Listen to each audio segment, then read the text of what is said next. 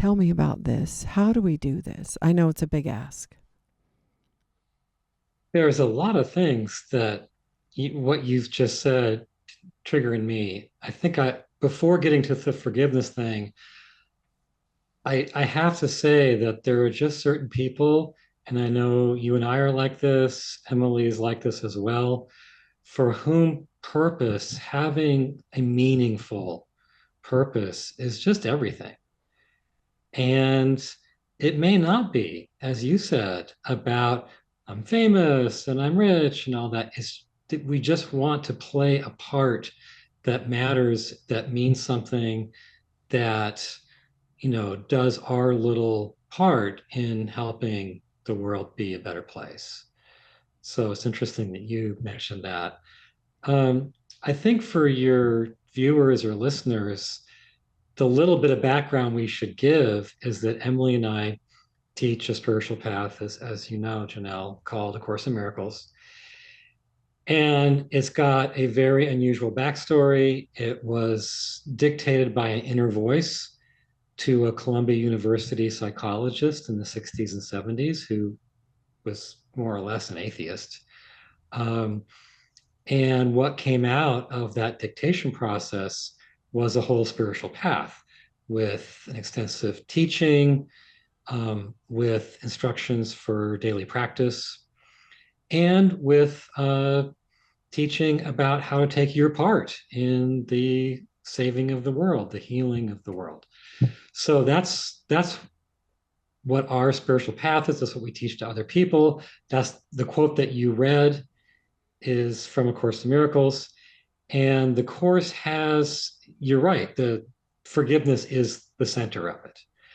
And it has a really interesting and I think quite profound teaching on forgiveness, where normally we think, well, they did a terrible thing. They may well be a terrible person. But for the sake of being good, for the sake of my own mental health, I'm going to forgive them anyway. And what the Course says is okay, well, they may have done something that felt very hurtful, and they may have been very intentional about it, and like you say, repeatedly. But our feelings of anger and resentment are based on a misperception, maybe not of the details of what they did, but a misperception of what reality is all about. And if we could see what is truly real, we would see that what they did doesn't actually have power to hurt us. Ultimately, what hurts us is how we interpret it, the meaning that we give it. We would see that who we really are as God created us is invulnerable, it can't be hurt. And we would see that who they are as God created them is eternally pure. They can't actually tarnish their real identity with the things they've done, even though it seems that way. And we would see that their attack on us was not an act of strength, but was really a call for help, that they feel lacking of love inside, um, that what they did made them feel even more lacking of love inside. And all of that means that they're in a state of needing help and that our love can be that help. So what the course does is it gives us a framework in which we see reality differently so that we can see what they did differently and let go of the, once we see it through the proper eyes, anger and resentment won't make sense anymore. That's really good. I um I wonder when someone does something to you physically that alters your physical body, um, so that it is not as useful, you're not as able bodied as you were before.